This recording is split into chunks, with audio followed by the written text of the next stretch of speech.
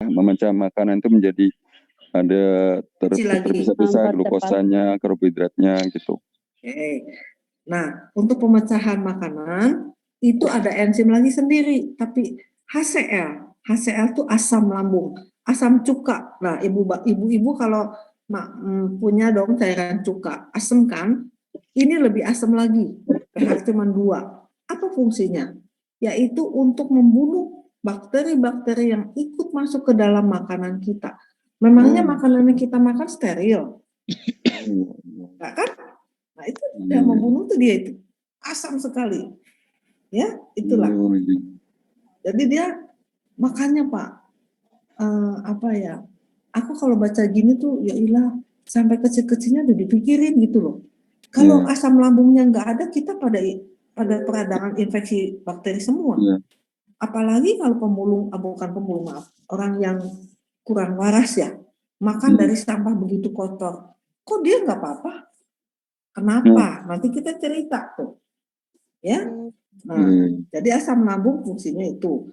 Otot-ototnya untuk membolak-balikan. Nanti di sini ada enzim-enzim pencernaannya. Kita lihat nanti di PPT. Apa aja banyak soalnya. Ada enzim pencernaan ada enzim untuk memecah susu. Kalau kita makan susu di situ. Ada enzim itu namanya renin ya. Ada lagi enzim memang untuk memecah, mulai ada pemecahan protein di situ mulai ada, lemak mulai ada di situ juga. Nanti kita lihat enzim apa aja ya.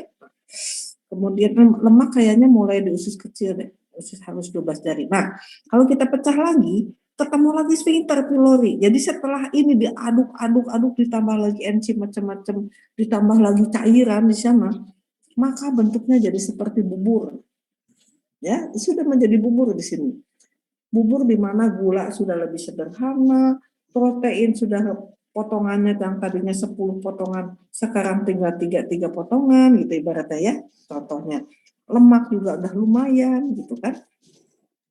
Maka dia akan mengalir lagi ke sini dengan cara yang sama, baris loya masuknya, masuk ke duodenum atau duodenum of small intestine. Jadi duodenum dari usus halus. Jadi duodenum itu bagian dari usus halus ya, yang kita sebut sebagai usus 12 jari. Kenapa disebut usus 12 jari? Siapa yang tahu? Panjangnya kurang lebih sepanjang 12 jari. 12 jarinya siapa? Masing-masing. Masing-masing. Ya. Kalau tangannya kecil-kecil ya kecil. Kalau anak kecil ya segitu pendek. Ya Bu. Ibunya betul, boleh ya, besar tapi tangannya empil-empil ya ini juga pendek. Itu ya. Nah, ini di sini terjadi ada enzim-enzim pencernaan yang terakhir di mana yang tadi tinggal udah 3 potongan, 3 rangkaian harus dipecah menjadi satu-satu. Dok, boleh tanya dok? Boleh Bu Is. Ini panggilnya Ibu Is atau Ibu siapa? Mana? Ibu Is namanya. Is siapa sih? Is Junaini. Is Junaini. Manggilnya Ibu Is ya? Iya. Oh iya Bu Is ya. Bu Is itu kalau di Hong Kong ya? Enggak, aku di kadang-kadang di Jogja, kadang di Bekasi. Oh gitu ya. Gimana Bu Is? Itu kalau itu tadi kan ada protein, ada lemak, ada karbohidrat. Apakah lamanya sama untuk memecahkannya di dalam lambung menjadi bubur tadi? Ya, ini memecahkan lama maksudnya dari karbohidrat menjadi kepotongan yang dari sudah dikunyah tadi masuk ke lambung kan menjadi bubur. Nah itu apakah waktunya sama antara ketiganya itu ataukah berbeda-beda? Pasti beda-beda karena kalau si gula udah dimulai di mulut, tapi lemak belum di mulut. Beda-beda. Oh jadi mulai karbohidrat sudah di mulut, kalau lemak belum ada, belum dimulai, ya. Kalau protein. Iya. Protein lain-lain Bu, lain-lain. Ya, lain-lain ya. Nah, nanti kalau sudah kita kembali ke sini dulu ya Bu, dia udah pindah ke sini nih Bu. Nah, di sini keluar lagi enzim pencernaan. Dari mana aja? Salah satunya dari pankreas. Lah kok bisa dari pankreas? Coba Ibu lihat anatominya di sini. Mana ya? Ini ya. Nah, Ibu lihat pencernaannya. Ini pankreas itu yang ini nih, biru muda. Yang nih. Di bawah lambung itu ya. Biru muda ya. Dia akan menghasilkan, aku nggak bisa gedein ya. Dia gedeinnya lagi. Nih lihat tuh, nggak kurang gede juga, tapi lumayan lah. Di sini pankreas, ingat pankreas itu menghasilkan enzim dan hormon. Ya, enzim itu untuk tadi membantu memecah-mecahkan gula. Ya, enzim amilase, enzim untuk memecahkan lemak. Ya, kalau yang di lambung tadi untuk protein apa? Tripsin. Nanti di sini tripsinogen, ya, tripsinogen memecah. Nanti ada teorinya apa-apa, nanti kita lihat di PPT supaya jangan bingung. Yang pasti di sini terjadi pengeluaran enzim-enzim pencernaan yang terakhir sehingga menjadi bentuk tunggal semuanya. Karbohidrat yang kompleks menjadi yang satu tunggal. Protein menjadi yang tunggal, kemudian lemak juga menjadi yang tunggal. Ya, memang saya nggak detail sekali bahwa lemak itu nanti ada jalurnya khusus. Pokoknya intinya di sini terjadi penyerapan. Nah, nanti setelah di sini terjadi pemecahan terakhir, maka dia masuk sepanjang ini usus-usus ini ilium di ilium, ya, yaianum ilium, ya. Nah, disinilah terjadi penyerapan makanan. Jadi salah kalau penyerapan makanan di lambung, salah, belum. Penyerapan makanan di usus halus. Oke.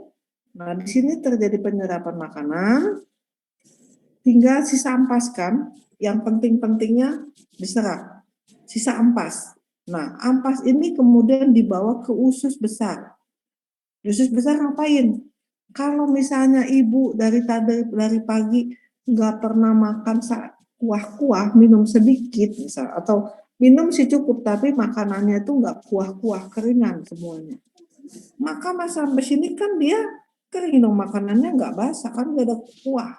Maka di sini akan dikasih suplai air, terus dikeluarin air dari dinding usus besar. Dari mana? Dari kita minum. Gitu loh.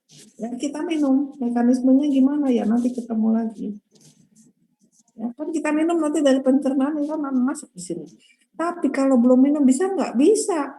Dari mana? Dari stoknya tubuh kita kan ada stok. Tapi keluar juga bukan seember, nggak seember. Kalau kita stok tubuhnya cukup, tidak mengalami dehidrasi, maka dia akan dipinjamkan untuk membasahi, untuk membentuk si feses menjadi bentuknya. Tapi kalau kita juga jarang minum, makannya kering-kering, susah BAB-nya kering, dia jadi konstipasi. Ya, bisa paham nggak sampai sini? Paham, Dok. Nah, bertahap. Paham, Ya? Dok. Paham ya? Nah, makanya mereka yang konstipasi, kalau masih muda, kita pikirkan banyak, air minumnya cukup enggak. Yang kedua, untuk membentuk feses itu bentuknya bagus, itu harus ada serat. Kalau makannya cuma nasi santan, nasi kuning, nasi uduk, itu aja. Ikan asin, kerupuk, udah. Minumnya cuma segelas. Ya BAB-nya 5 hari sekali mungkin. Ya, jadi harus ada serat. Itu yang membentuk feses kita, bentuknya jadi gitu. Ya, itulah makanya apa yang kita makan itu harus bagus. Nah, secara anatomi itu kita bicara. Nanti setelah itu dia berjalan, kemudian akan keluar di sini. Ya, sekarang ibu bapak lihat, kalau anatominya hafal, bentuknya kayak gini, pada waktu dia ada di sini dan tidak bisa keluar, jangan kaget kalau kita merasa penuh di sini. Ini kan kurang lebih bawahnya lambung ya. Ini kan lambung. Lambung kan kurang lebih di sini. Jadi dia ada sedikit di bawah daripada lambung, atau kadang-kadang dia kan ada ketegangan-ketegangan, dia akan menjadi naik ke atas juga. Penuh rasanya. Kalau kita rasa gini-gini enak, kalau bisa keluar, maka rasanya lega di sini. Kok bisa feses di bawah? Ininya leganya di sini. Kalau kita ngerti anatominya, hafal anatominya, kita akan tahu. Begitu fesesnya banyak keluar, lega lah. Ininya nggak penuh lagi. Ya, jadi ini apalin betul bentuk anatominya. Nah, apalagi yang berkaitan dengan pencernaan. Jadi di sini di usus 12 jari ini banyak tempat bermuaranya macam-macam produk. Tadi kan produknya si pankreas dikeluarinnya di usus 12 jari. Sekarang ada lagi kantung empedu itu isinya apa? Kantung. Cairan empedu. Yes. Cairan empedu dihasilkan oleh siapa? Kolesterol ya. Oleh? Pankreas. Ada yang pendapat lain? Hati. Oleh hati, ya. Betul ya, Bu Rina. Jadi kita lihat anatominya. Ini hati empedu itu nempel di liver. Ya, kalau ini liver, empedu itu nempelnya di sini. Kantung itu nempel di sini di bagian ini. Karena fungsinya apa sih? Kantung empedu ini fungsinya apa ya? Bukan empedunya loh, bukan cairannya, tapi kantung empedu ini fungsinya apa? Yo, siapa? Masa ada yang tahu nggak mungkin? Memecah lemak, Bu. Bukan empedunya Pak, tapi adalah kantungnya ini fungsinya apa sih? Kantungnya empedu ini apa fungsinya? Untuk menyimpan cairan empedu. Ya, menyimpan cairan empedu sementara. Kapan dia dikeluarkan Pak? Kalau makanan masuk, kemudian dicampur dengan empedu. Nah, kalau makanannya kalau ada apanya empedu keluar. Tadi kita lihat Ada tadi daging. Kolesterol, Bu. kalau ada Ada daging dan lemak. Lemak atau kolesterol. kalau ada lemak karena dia fungsinya adalah menurunkan tegangan permukaan. Nanti kita ngomong ke cairan empedu. Tapi yang penting tahu dulu anatominya di sini ya. Liver ada kantung empedu. Cairan empedunya atau garam empedu dihasilkan oleh sel-sel hati. Ditampung dulu di kantung empedu. Nanti kalau ada makanan Ibu Is tadi makan gorengan, keluar tuh cairan empedu. Karena ada lemaknya ya. Nah, kalau aku ngajar, biasanya aku suka minta maaf ya, aku ngomong praktik ya. Cairan empedu itu sama dengan sabun sunlight kan hijau ya warnanya ya. Iya. Iya. Fungsi sabun apa Bu? Kalau Ibu habis Membersihkan lemak. dan bekas gorengan tuh Ibu cuci. Iya. Saya pinjam sunlight, kenapa sunlight? Karena warnanya sama-sama hijau gitu loh. Ya, dia yang membuat lemak itu coba kalau Ibu belum disabunin, habis goreng apa gitu, kasih air, bisa bersih nggak wajahnya? Tidak. Kalau dikasih sunlight, Bersih. Bu kenapa? Karena lemaknya hancur.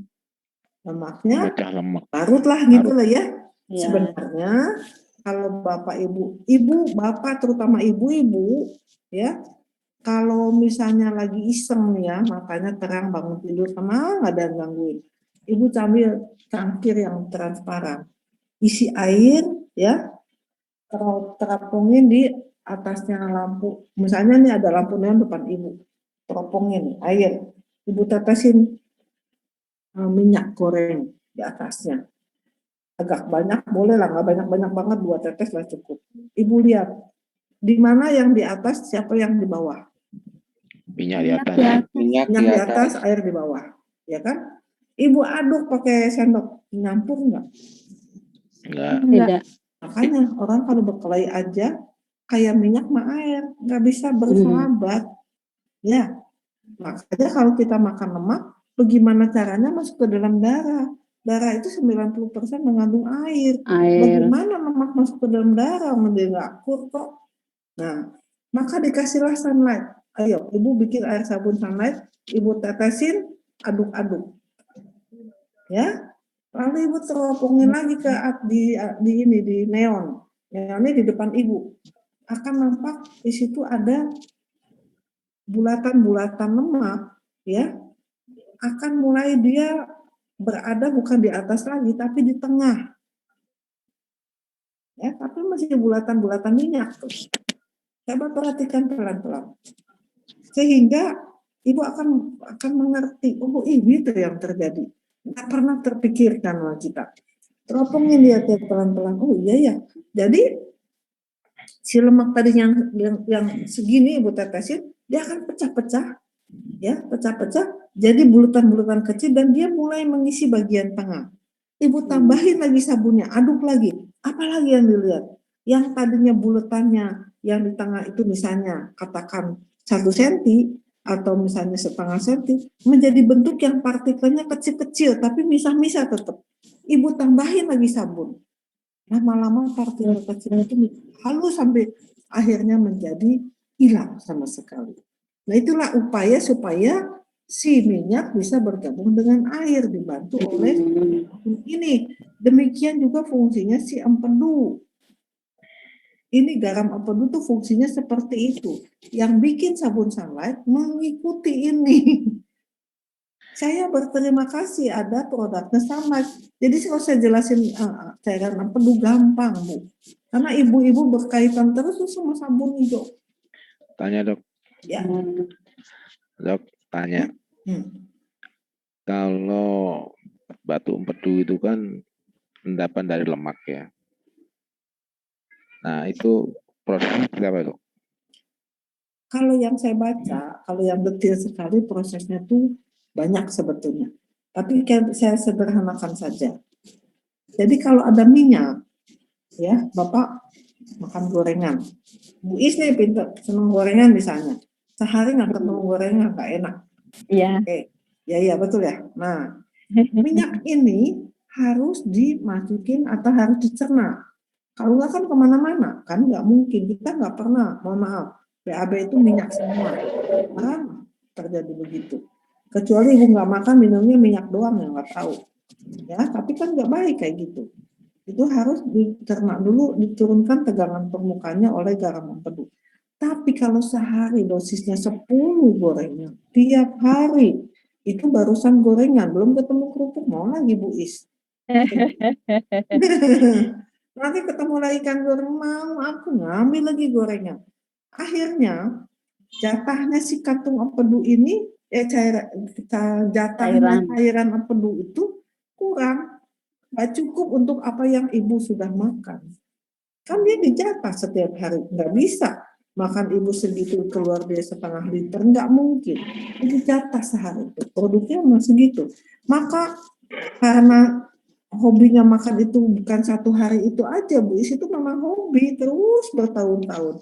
Maka si garam empedu ini akan tidak bisa melumurkan si minyak ke dalam darah, sebaliknya akan menjadi mengeras si minyak ini.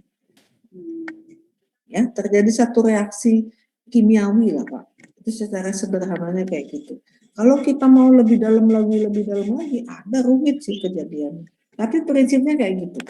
Sehingga dia ngumpullah di sini balik arah, reflux jadinya.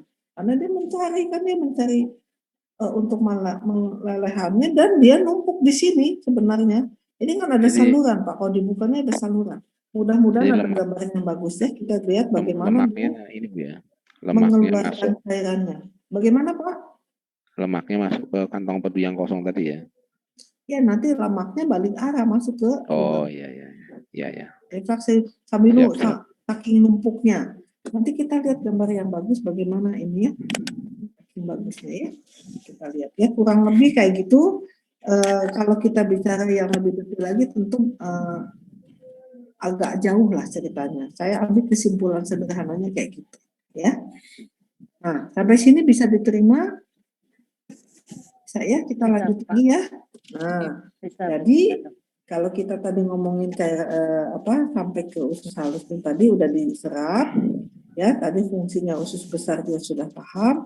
Nah, nanti di sini nanti makanan sampai sini akan nggak langsung keluar, dikumpul di sini nih ada poolnya. Ya, ada poolnya di sini. Kalau di sini udah penuh, maka itu memberikan satu rangsangan kepada sphincter di anus. Jadi mau BAB untuk dengan mengedan, dorong, sphincternya dorong, terbuka, keluarlah isi ini, gitu loh. Tapi kalau di sini banyak banyak serat, airnya cukup, maka sekali mengedan itu banyak keluarnya. Tapi ini bisa jadi pool. Pool ini harus terisi untuk merangsang sphincternya ini untuk terbuka. Itu ya.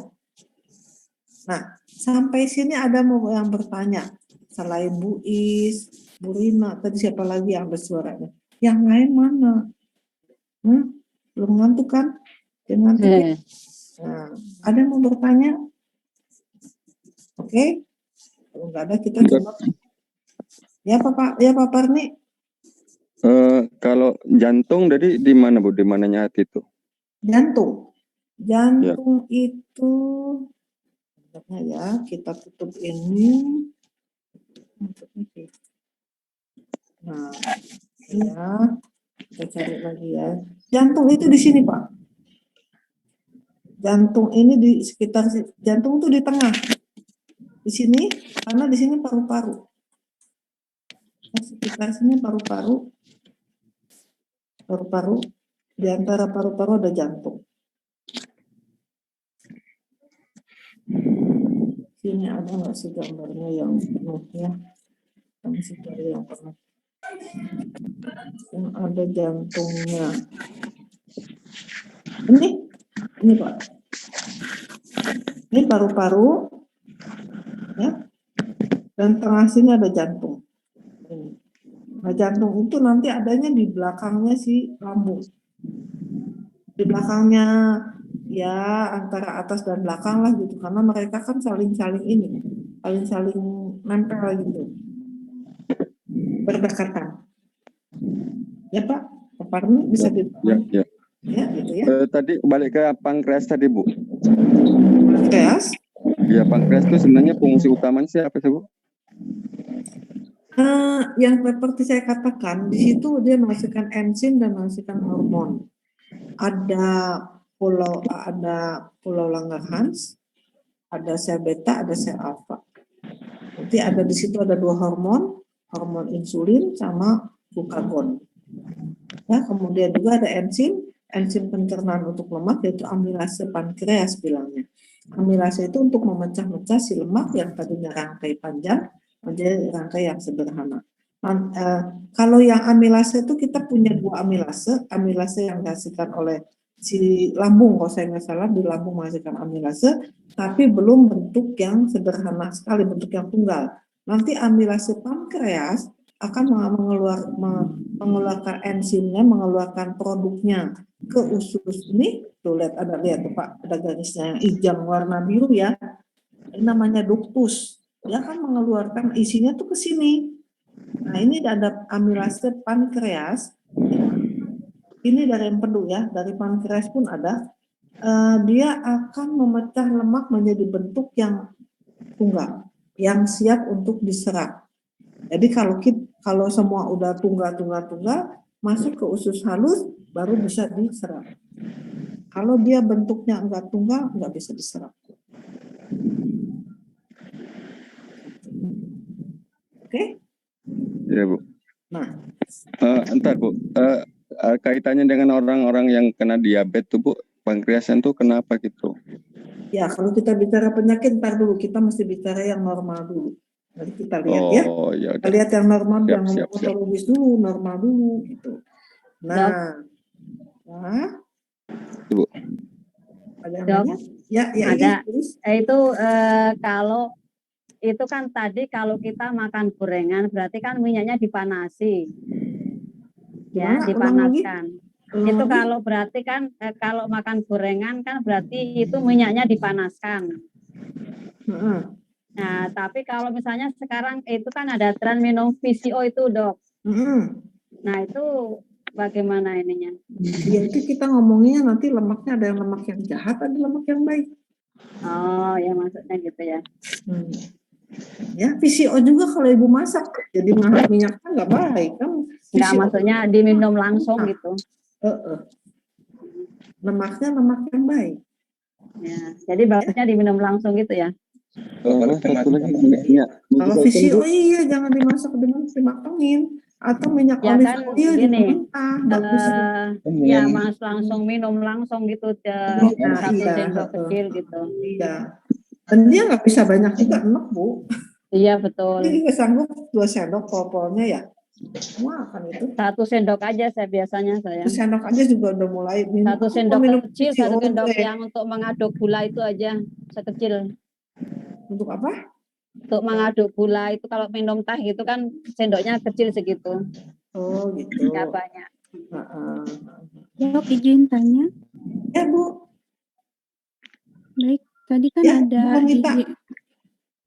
tadi kan di lambung itu ada HCl yang fungsinya untuk membunuh bakteri yang ikut masuk dalam makanan, dari makanan.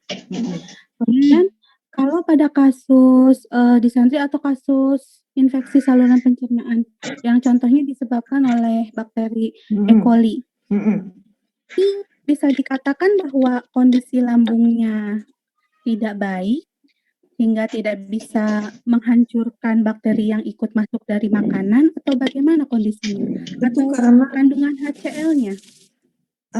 Itu karena kaitannya dengan sistem imun kita nggak kuat, nggak bagus.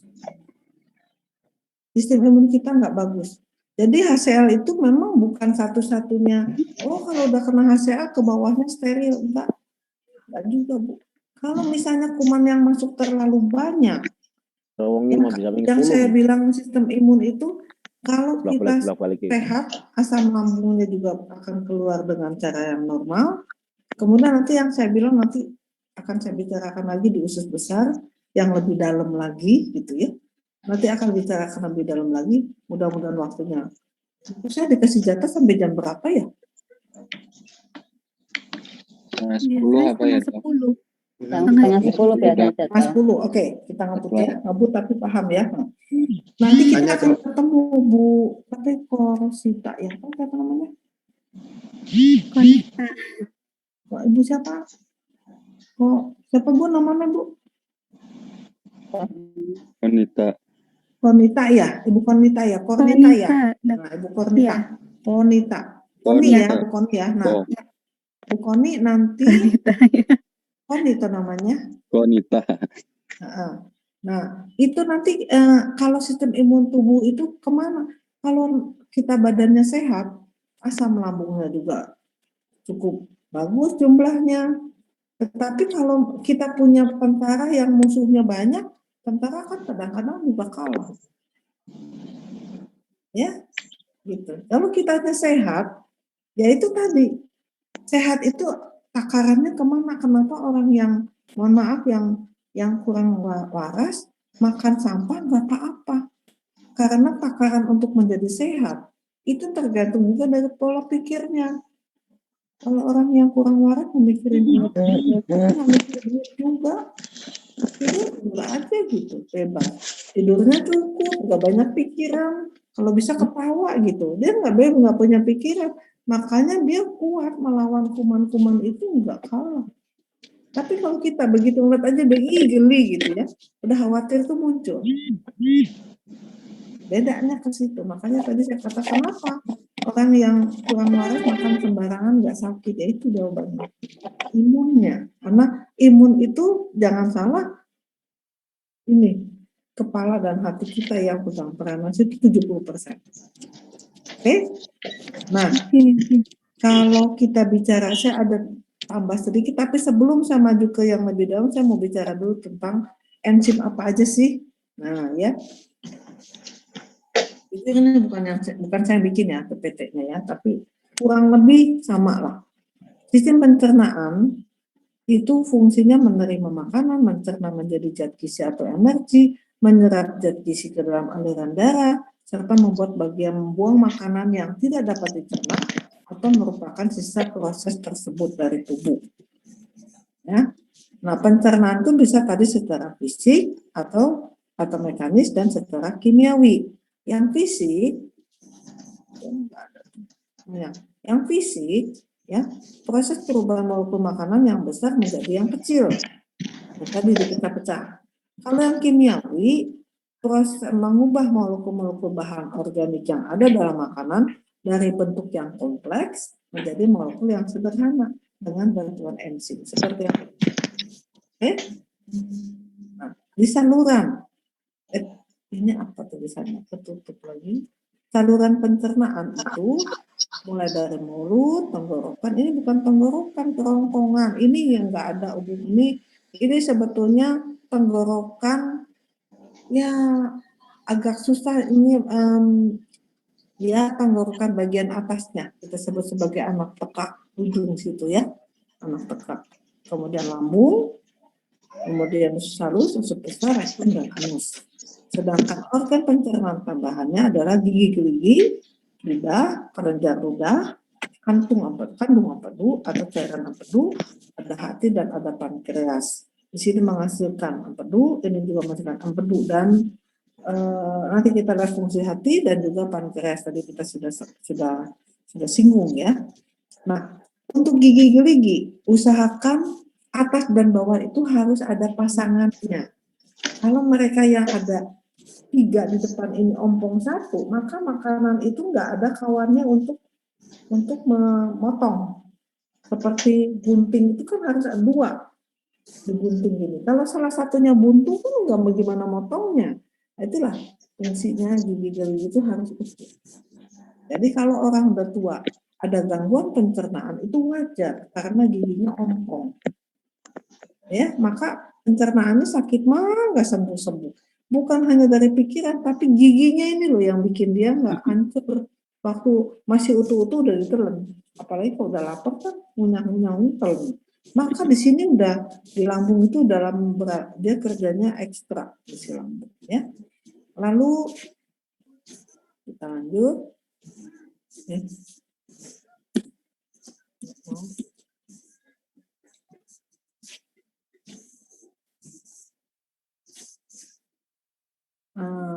Ini saluran ini rongga mulut, bagian luarnya sempit, ada vestibula terdiri dari gusi, gigi, dan bibir dan pipi. Gusi, gigi, bibir, dan pipi bagian luarnya.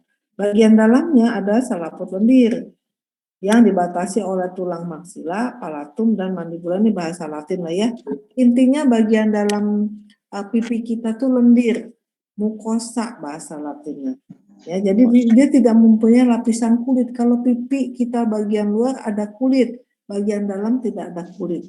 Ya, makanya dilapisi oleh lendir supaya terlindungi, tidak mudah teriritasi, dia dilindungi. Jadi fungsi daripada lendir bagian dalam ini sebagai pelindung sebetulnya. Ya, di situ.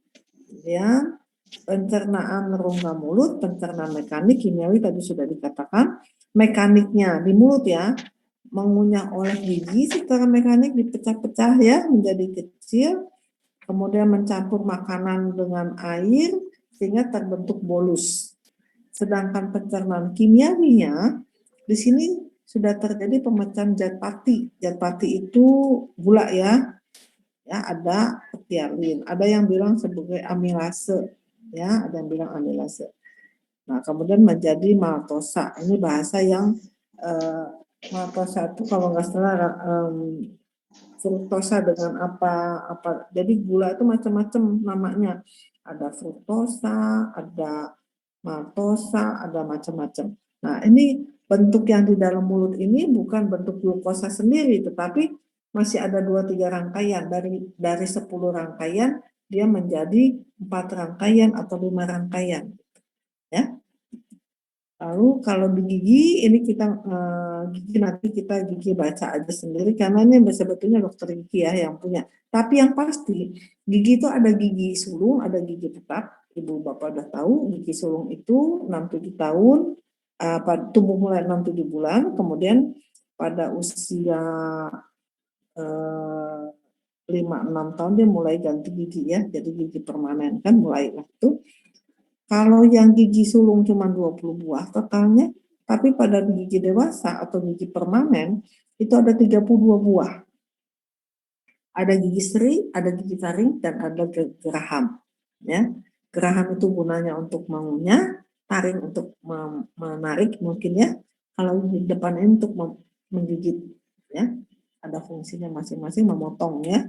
Kalau taring untuk merobek, sedangkan geraham untuk menggiling makanan dibantu oleh lidah dan cairan ludah tentunya. Kemudian lidah tadi kita katakan ini nggak usah terlalu dalam ya, tapi ini memang begitulah adanya ya. Ada pangkal lidah, ada punggung lidah. Nah di punggung lidah ini, jadi ini ada 3 bagian, bagian pangkal lidah, bagian punggung lidah, dan bagian ujung lidah. Ujung punggung, pangkal di bagian belakang. Ya, kalau kita belajar TCM sama Pak Aven, maka di ujung lidah ini kan namanya usus kecil sama jantung itu ya bacaannya. Udah belajar lidah belum? Halo? Belum, Bu. Belum. Oh belum? Oke, Belum. paling enggak Ibu Bapak tahu dulu bahwa lidah itu ada 3 bagian, di bagian pangkal, di bagian belakang, kemudian di tengah, itu bagian punggung lidah yang lebarnya, dan di ujung itu bagian apex lidah, ujung lidah. Ya, itu bagian pembagiannya.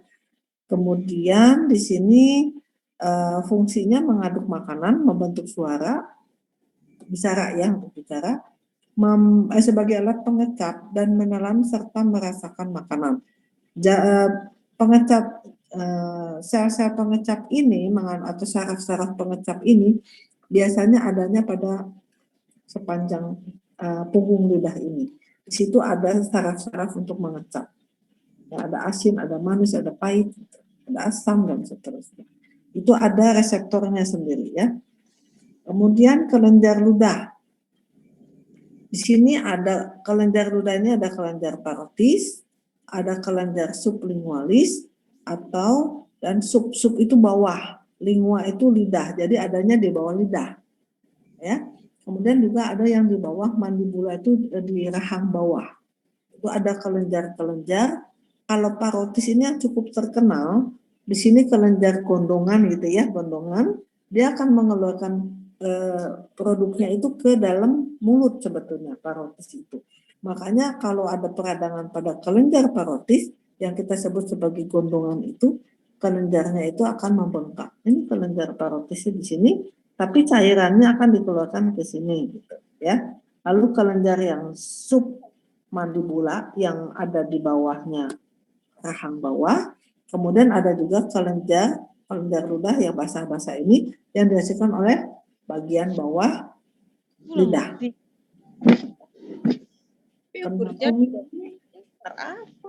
Kemudian ada kelenjar ludah ini tiap harinya sekitar 1.600 dihasilkan oleh kelenjar-kelenjar itu. Jadi cairan di dalam mulut ini sehari katanya sekitar 1.600 banyaknya. Lumayan seliter lebih ya.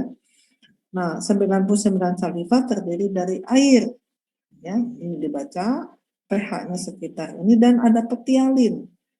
Enzim petialin ini bekerja di rongga mulut pada pH 6,3 sampai 6,8. Ya, kemudian masih bekerja dalam lambung 15 menit sampai asam lambung menurunkan pH dan tidak bekerja. Ya, kita ulang. Lebih dari 99% saliva terdiri dari air. Sisanya terdiri dari garam, urea, lendir, bikarbonat, lisosim atau enzim penghancur bakteri. Jadi di dalam mulut pun sudah ada enzim penghancur bakteri. Dan ada amilase atau petialin. Ya.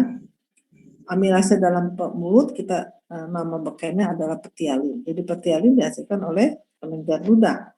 Petialin bekerja dalam rongga mulut dan juga sampai di lambung juga masih bekerja sekitar 15 menit. Pokoknya sampai asam lambungnya turun. Semakin turun pH-nya, semakin asam. Ya, kalau suasananya asam sekali, kan pH-nya dia 6,3 sampai 6,8 kalau di dalam mulut. Tapi di lambung itu kan pH-nya lumayan banyak. Jadi pada waktu makanan masuk ke dalam lambung, karena masih banyak cairan, jadi yang asam itu kan mulai agak nggak terlalu asam lagi, dia masih bekerja. Tapi begitu asam lambungnya diproduksi lagi, jadi semakin asam, udah petialinnya berhenti aktivitasnya. Ya. Lalu yang dapat merangsang pengeluaran saliva adalah rangsangan parasimpatis ini saraf. Ya, ada makanan di dalam rongga mulut, membaui, melihat, memikirkan makanan, dan suara memasak. Jadi udah lapar, kecium lagi, aduh pengen makan, keluarlah cairan salivanya, aduh enak gitu ya. Atau kita melihat nanas gitu, aduh asam, keluar juga. Ya, kayak gitu maksudnya. Nah ini faring itu yang saya bilang per Merupakan organ yang menghubungkan rongga mulut dengan kerongkongan atau esofagus. Panjangnya 7 cm. Ya, 7 cm aja itu ada 3, ada nasofaring, ada orofaring, dan ada laryngofaring. Jadi nasofaring itu bagian yang sama tinggi dengan hidung. Jadi nasofaring itu kayak kita belakangnya lagi langit-langit lunak. Bagian belakang udah mau, ya udah begitu pas mulutnya menelan aja gitu makanan ya. Lalu ada oro, jadi nasofaring itu, naso itu hidung. Kurang lebih setinggi masih ada, kalau ini adalah rongga mulut, ini hidung kan di atasnya nasofaring daerah sini. Oro itu bagian tengah, itu sama tingginya dengan mulut, dan laryngofaring bagian bawah sama tingginya dengan laring. Laring itu yang saya bilang ada klepnya itu laring ya. Jadi ini adalah 7 cm peralihan dari mulut menuju ke esofagus, ke kerongkongan. Ada lengkungan sepanjang 7 cm, ada 3 bagian. Ya, nggak terlalu tinggi, tapi disitulah terjadinya proses menelan. Ya, proses menelan di sini. Agak detail sih Bu ya, nggak usah terlalu ini, tapi kalau mau tahu lebih bagus lagi.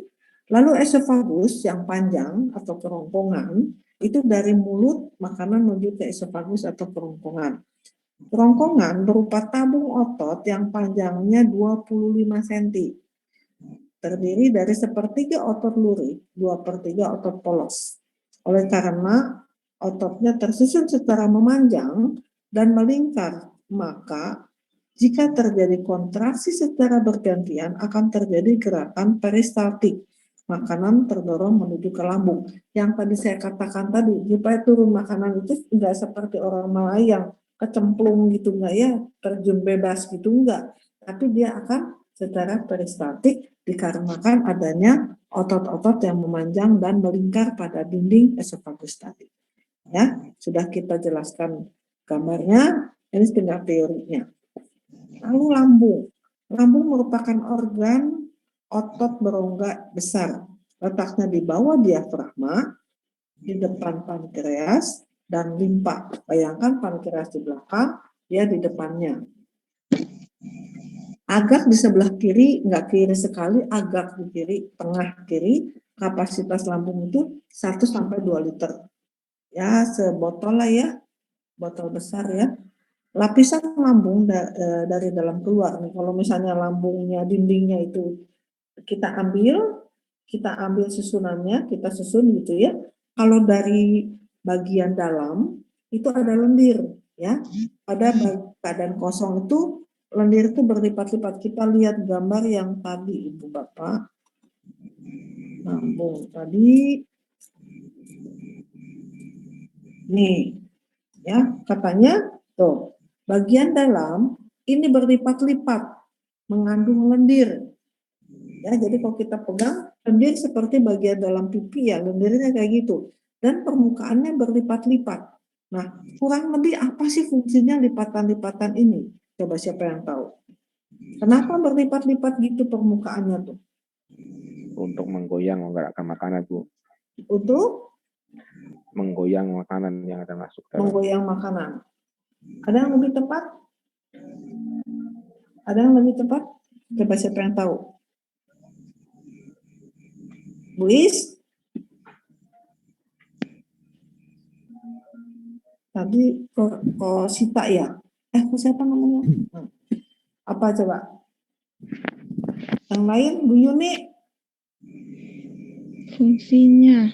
Nah, kenapa kok berlipat-lipat itu? Bahasa Inggrisnya, bahasa Latinnya ruge katanya. Supaya kalau kita makannya banyak, dia bisa lebih gendut. Bapak Ibu ingat kalau di bakso itu kalau ada 2 mobil jadi 1, tengahnya ada yang melipat-lipat, nyambungnya. Untuk meregang saat ada asupannya Iya, masuk. pada saat isinya banyak meregang. Itu mobil juga sama. Kalau yang satunya masih melaju, belakangnya belum, kan dia bisa melebar. Untuk mencegah supaya jangan kaku gitu. Jadi dia masih bisa menampung volume makanan lebih banyak untuk sementara. Untuk sementara, karena setelah itu dia akan menciut lagi. Mengecil lagi setelah makanannya masuk ke usus kecil. Itu maksudnya ya. Lanjut lagi. Kemudian lapisan keduanya bagian bawah ini kan selaput lendir pada keadaan kosong terlipat-lipat disebut ruge. Lapisan yang di bagian dalam sedikit ada lapisan otot sirkuler. Ada lapisan yang oblik, kan tadi saya ceritakan sirkuler itu memanjang, melintang. Ada yang miring, ada juga yang memanjang. Ya, sehingga gerakannya seperti mesin cuci, pakaiannya dibolak-balik, di bawah sini, putar sana, putar sini ya. Itu kita lihat mesin cuci kurang lebih lah kayak gitu. Lalu ada lapisan jaringan ikat atau serosa yang paling luar daripada dinding lambung. Lalu bagian lambung ini diafragma ya. Lambung ini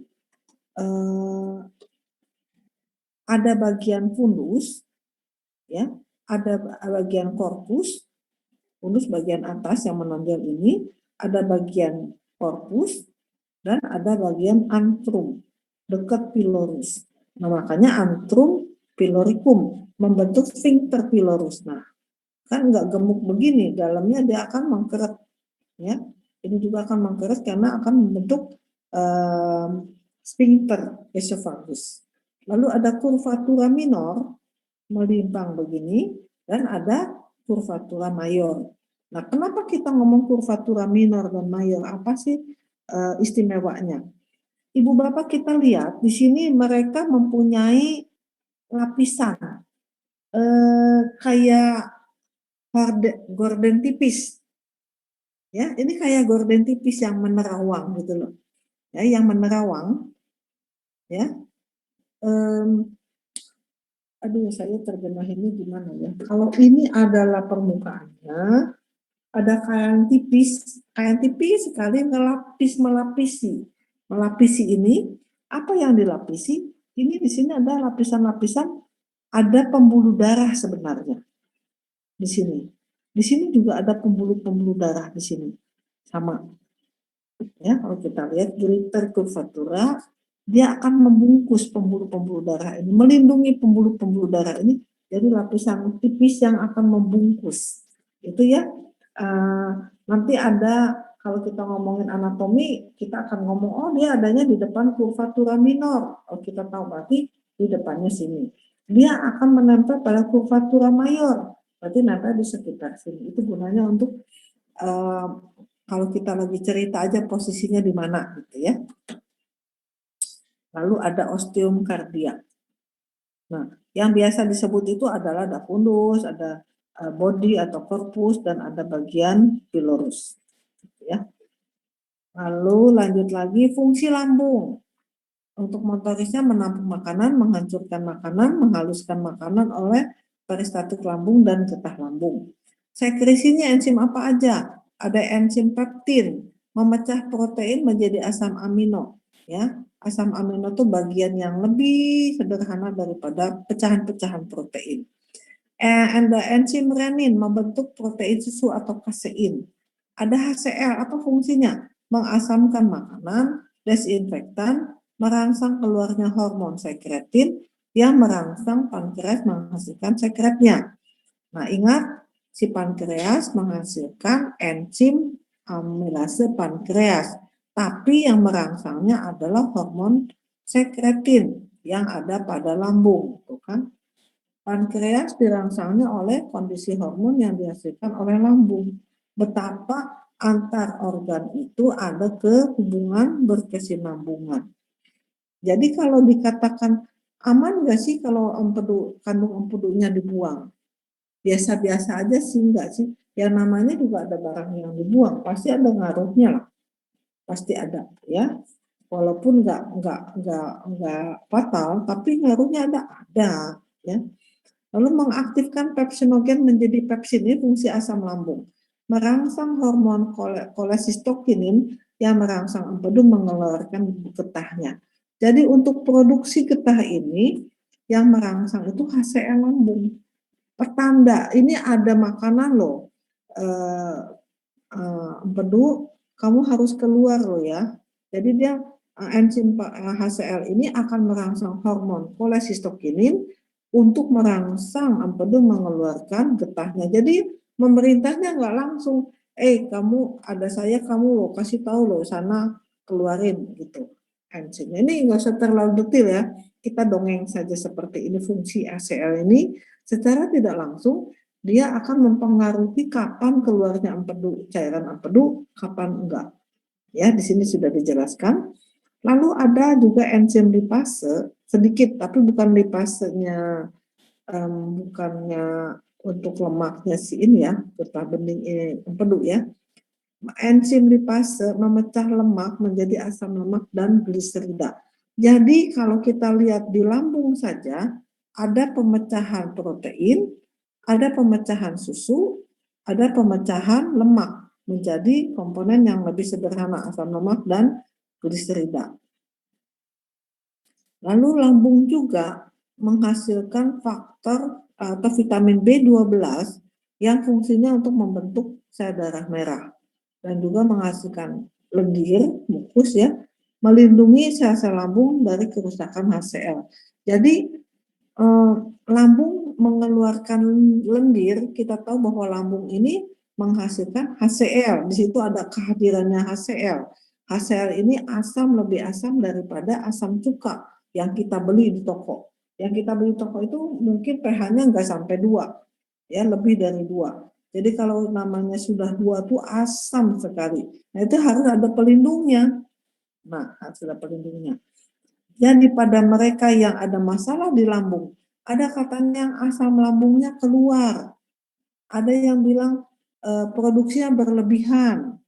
Ada juga yang bilang karena mukusnya atau pelindungnya sedikit aja diproduksinya, atau asam lambungnya berlebihan sampai si mukus ini atau si lendir ini tidak bisa melindungi dinding lambung, maka terjadilah lecet pada lambung, bahkan luka pada lambung, sehingga terjadi perdarahan misalnya gitu ya. Itu kondisi ini kalau teman-teman paham betul-betul ini lambung ini seperti ini, maka kita akan berupaya mengembalikan fungsi lambung seperti awalnya. Artinya pada waktu kita minum lemon, ada yang kuat, ada yang nggak kuat. Jadi yang salah lemonnya atau siapa yang salah?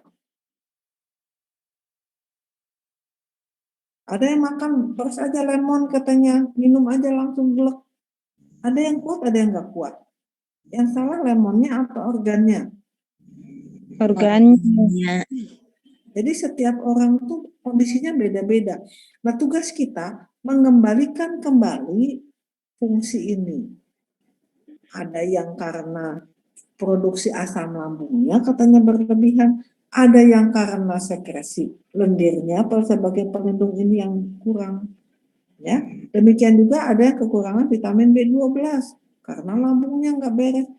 Jadi ibu bapak, benar kan? Kondisi tubuh kita ditentukan oleh sistem pencernaan kita. Nah, kita lihat fungsinya kan semua ada di pencernaan. Ya, betul kan? Oke, kita lanjut. Kita kembali ke usus halus. Ya, tadi kita di lambung, ingat gambarnya kembali usus halus setelah lambung ya. Usus halus kan ada 3 ya, usus 12 jari, ilium dan yeyunum. Nah, kita lihat usus halus merupakan bagian yang berpangkal pada pilorus yang panjangnya 6 meter, merupakan saluran paling panjang. Fungsinya menerima makanan yang sudah dicerna untuk diserap melalui kapiler darah dan saluran limf. Ya, nanti ada saluran limf lagi, menyerap protein dalam bentuk asam amino dan menyerap karbohidrat dalam bentuk monosakarida. Jadi adalah terjadi di sini proses penyerapan makanan, sari makanan ya, saripati. Getah usus, pada mukosa usus halus terdapat kelenjar yang menghasilkan getah usus yang menyempurnakan makanan. Namanya enterokinase. Kalau ada ase-ase itu namanya enzim. Mengaktifkan enzim proteolitik dari getah pankreas. Ya. Kemudian tripsin, ini sebetulnya bukan eripsin ya, tripsin, menyempurnakan pencernaan protein menjadi asam amino. Jadi di sini yang tadi saya cerita itu, kalau yang sampai getah lambung, sampai di lambung, belum sampai yang bentuk yang monok-monok, bukan yang bentuk yang tunggal. Masih ada ikatannya 2 rangkaiannya. Begitu masuk ke usus halus, maka akan dipecah menjadi yang monok. Bentuk satu. Karena syarat masuk ke dalam diserap itu adalah bentuk yang tunggal. Ini dia ceritanya, bahwa pada getah usus dihasilkan enzim-enzim, ada ASE, berarti enzim. Laktase mengubah laktosa menjadi monosakarida. Maltose menghasilkan monosakarida juga, maltose menjadi monosakarida. Jadi kalau laktase ada laktosa. Jadi karbohidrat itu ada bentuk laktosa, ada bentuk maltosa, ada bentuk sukrosa. Semua akan diubah menjadi monosakarida. Nah, ini macam-macam gula. Intinya adalah di usus halus terjadi pemecahan yang bentuk yang masih belum sempurna menjadi bentuk yang tunggal. Ya, kita lihat tadi usus halus ada duodenum, ada yeyunum, ada ileum. Nah, Ibu Bapak, kita lihat di sini, kalau Ibu Is beli usus ayam, kalau mau jelas lagi Ibu Is, ayo praktikum di rumah ya masing-masing, beli aja usus sapi yang agak besar gitu ya, kalau mau. Kalau enggak ya udah usus ayam, pasti nempel-nempel begini nih, pasti ada tempelan-tempelan. Itu sama Ibu Is dibuka, diluruskan.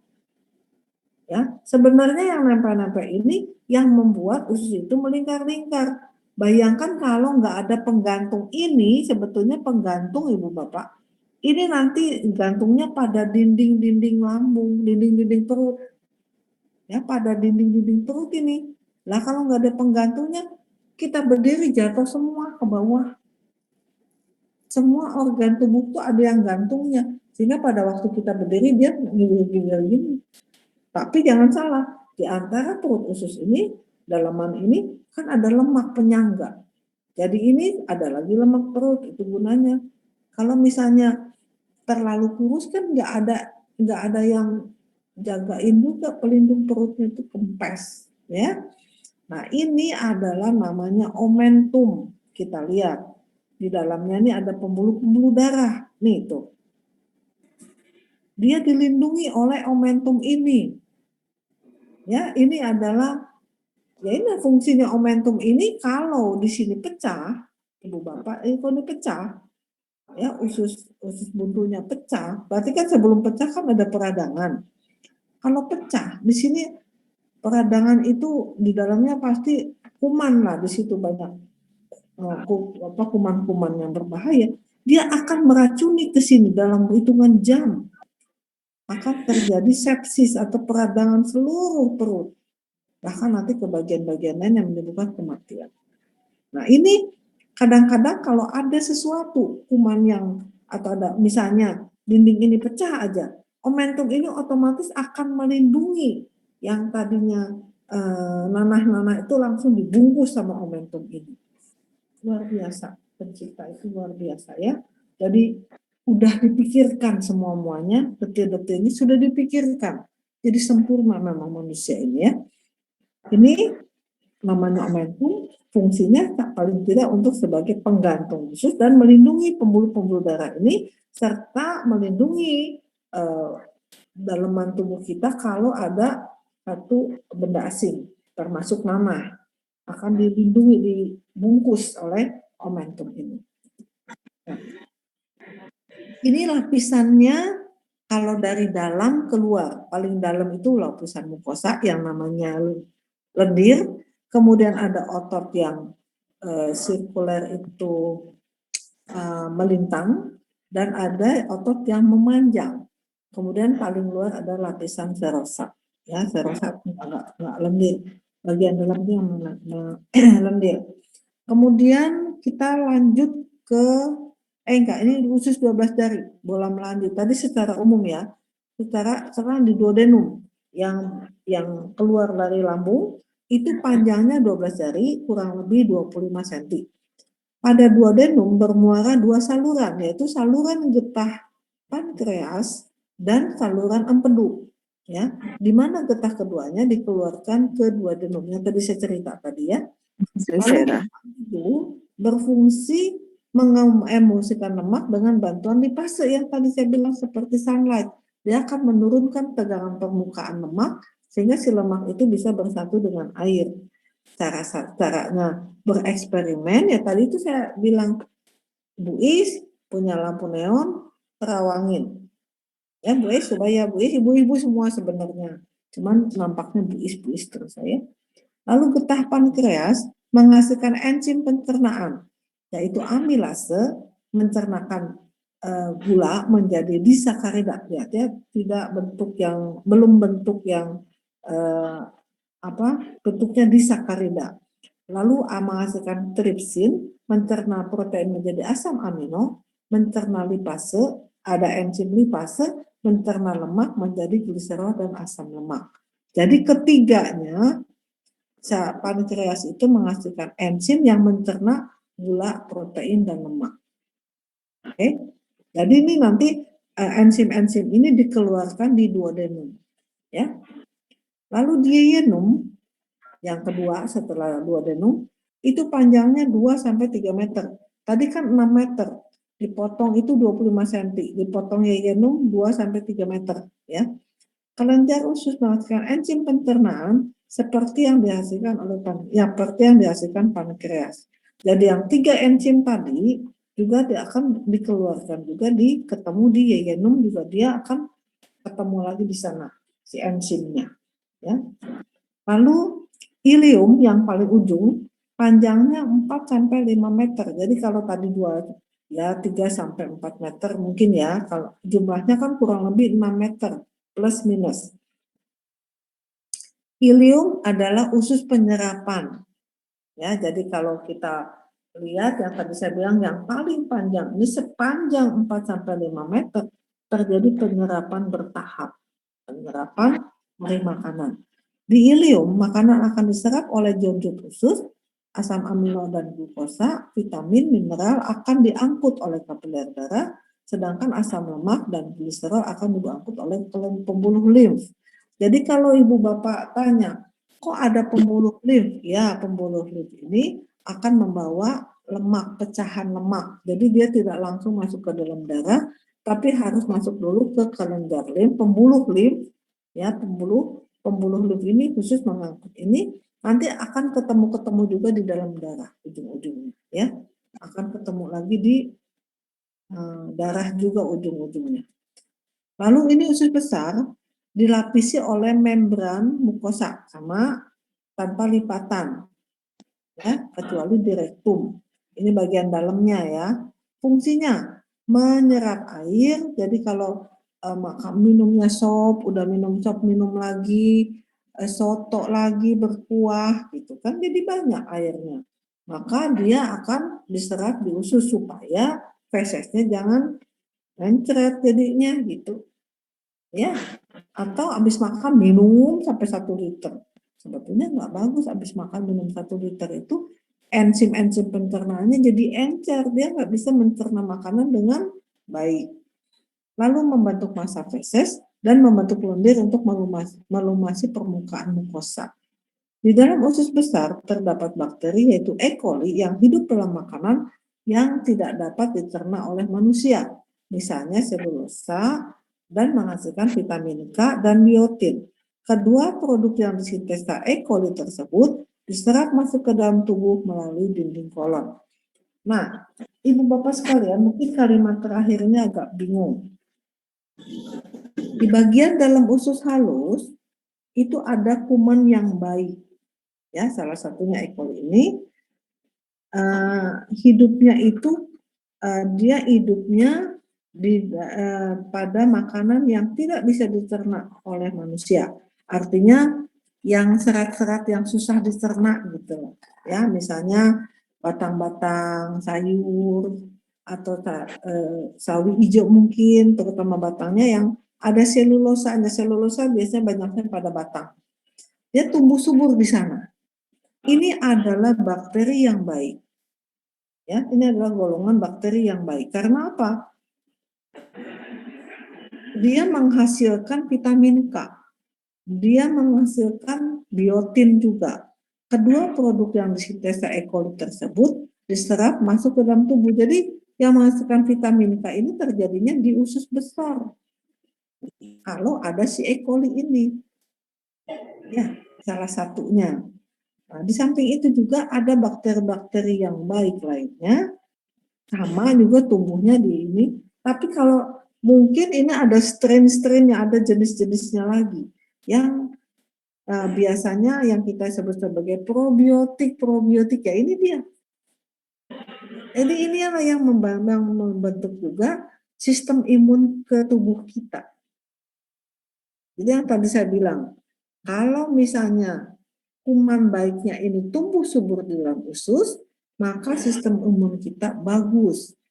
Ya mungkin aja salah satu vitamin K ini yang akan membantu ke sistem imunitas. Juga ada kalau kita buka lagi, teliti lagi lebih dalam lagi, ini prosesnya bukan hanya vitamin K dan biotin.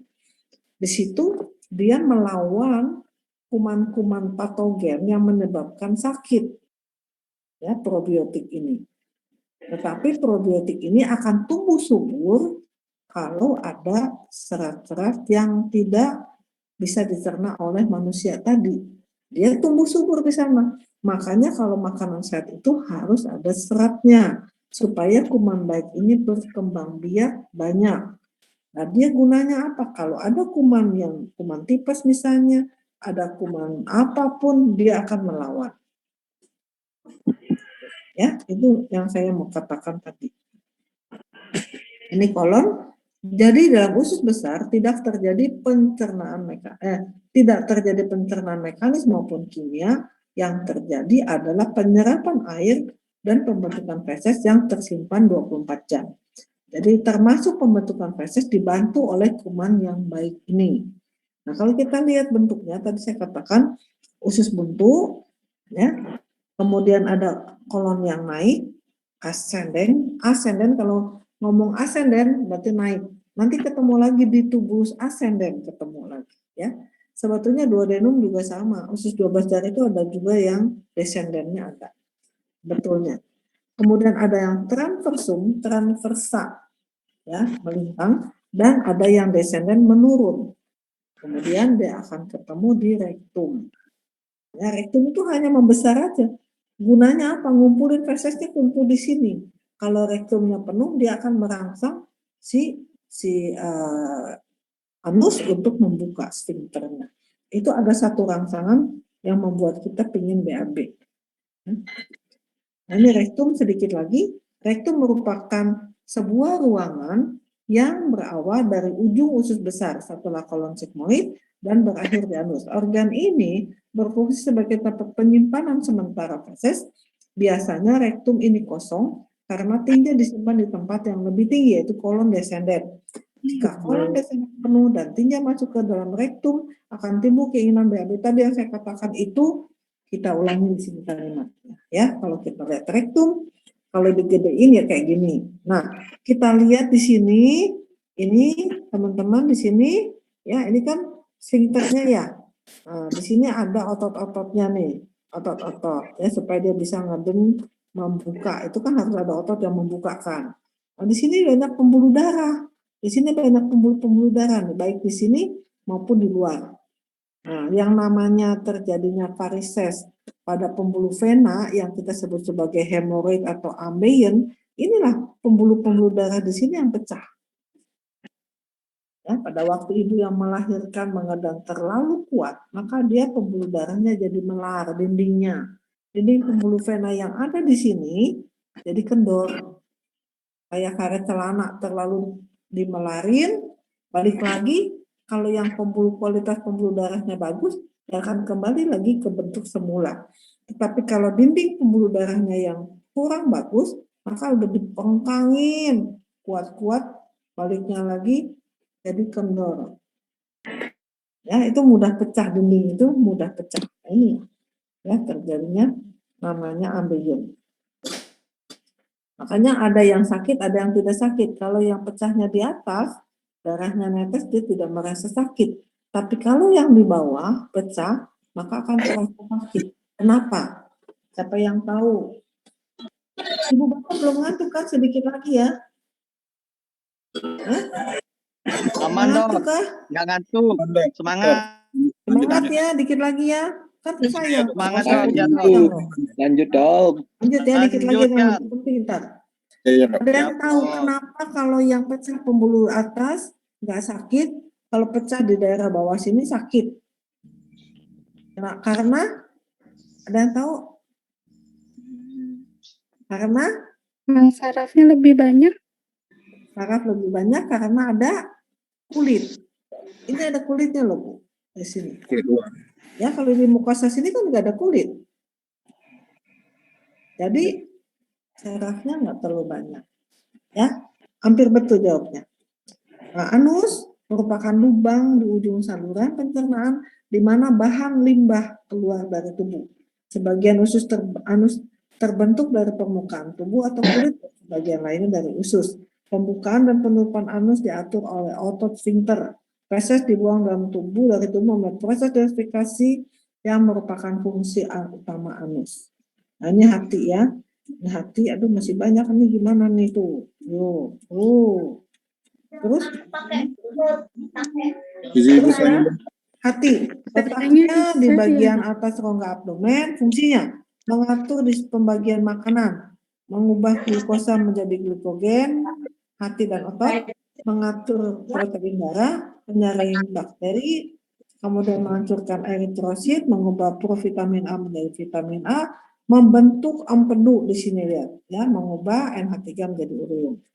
Lalu kandung empedu, sebuah kantong berbentuk terong, merupakan membran berotot, letaknya di dalam lobus sebelah permukaan bawah hati. Jadi ini kalau ini adalah hati, ini adanya di sini, permukaan dalam. Ya. Kemudian, kok ini sih? Kok ini Pak?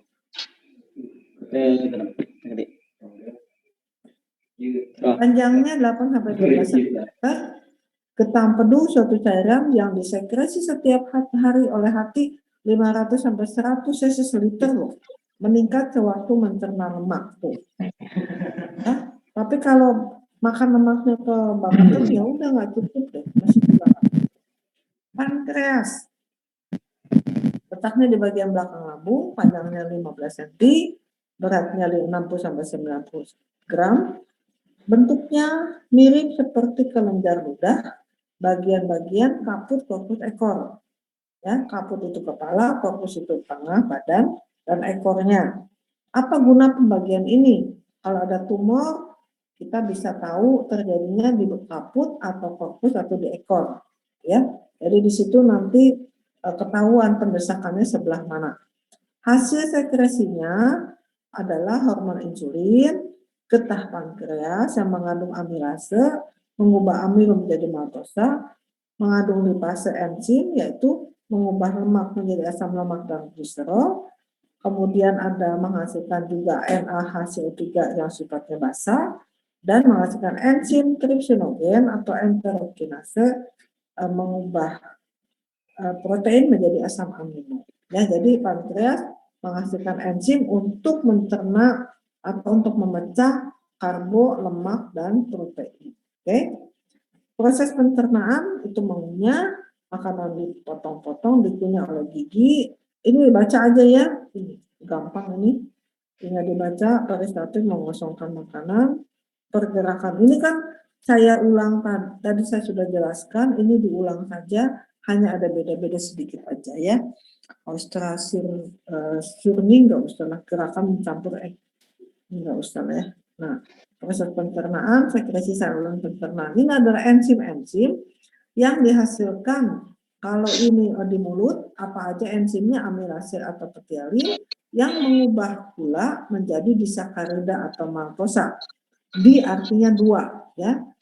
Kemudian kalau di lambung itu ada enzimnya apa? Renin dan pepsin. Mengubah susu, yaitu renin, susu, menjadi gumpalan kasein, sedangkan pepsin mengubah protein menjadi pepton dan proteosa. Lalu pankreas, enzimnya adalah amilase, tripsin, lipase, dan nuklease. Mengubah apa? Mengubah ini, ya, menjadi ini. Lalu di usus halus ada enzimnya apa aja? Maltase, laktase, sakrase, erepsin. Mengubahnya maltase mengubah maltosa menjadi glukosa dan seterusnya, ya. Laktase mengubah laktosa menjadi laktosa. Ada sakarase mengubah sakarosa dan erepsin. Kalau ada yang nggak paham ini menjadi apanya, search di Google. Oke? Lalu hati membentuk empedu, mengubah asam lemak menjadi sabun atau emulsi lemak sehingga dia bisa masuk ke dalam partikel-partikel air. Oke? Nah, ada satu lagi yang ingin saya sampaikan sedikit lagi. Ini cukup penting, cukup perlu dipahami, perlu konsentrasi sedikit lagi. Ini saya tutup dulu ya. Jangan berat. Nah, ini teman-teman saya ingin menjelaskan ini. Nah, kalau tadi kita bicara penyerapan, penyerapan yang bagus yang mana ya? Saya pengen jelasin ini. Ini adalah sketsa aja. Sketsa daripada usus, permukaan usus. Nih. Usus kecil, permukaannya. Mana ya? Nggak ada detailnya, usus halus.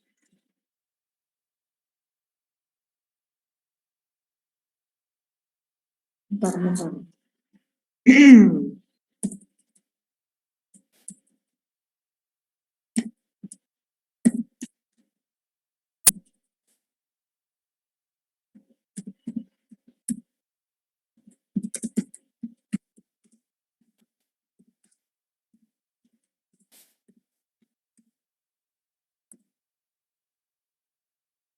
Nah, teman-teman bisa lihat ini? Udah mulai ngantuk ya? Jangan ngantuk dulu, dikit lagi. Bisa lihat Bu, bisa. Lihat, jangan Semangat Bu, semangat pagi. Semangat dikit lagi, tapi ini penting. Iya, Tenang Bu. Bu, Kadang-kadang saya haus ilmu Bu. teman-teman bingung Siap, gimana sih siap Bu penyerapan. Omani. Siap penyebab Bu. Kadang-kadang Siap Ya Bu, ya. kadang-kadang kan teman-teman kan bingung bagaimana sih terjadi penyerapan nih. Kalau ini usus halus, ya, terus kita ambil, kita belahkan, ya, terus kita lihat di sini, nah potongan ini kita gedein. Ternyata permukaannya kayak gini loh, tuh, permukaannya kayak gini. Ya. Kemudian ini ada pembuluh darahnya. Oke, paham? Kita gedein lagi gambarnya menjadi gini. Jadi satu pentolan ini, satu pentolan doang nih. Kalau digedein seperti ini loh. Tuh. Dan ternyata di sini terjadi penyerapan makanan. Ini aku bukain. Nih. Ya. Jadi kalau ini satu jendulan ini kita gedein menjadi ini. Satu yang kecil ini aja kotak ini kita gedein, ini yang terjadi. Apa yang terjadi? Ini loh, lihat di permukaan ini adalah permukaan makanan kan, makanan di sini permukaan usus kecil ini, makanan ada di sini yang udah jadi bubur tadi, diserap loh, masuk ke sini tuh, masuk ke dalam pembuluh-pembuluh ini loh, pembuluh-pembuluh darah ini yang kecil-kecil yang halus-halus ini, ya, kemudian menjadi ke pembuluh darah yang masuk ke sini yang gedean, lalu masuk ikut aliran darah. Oke?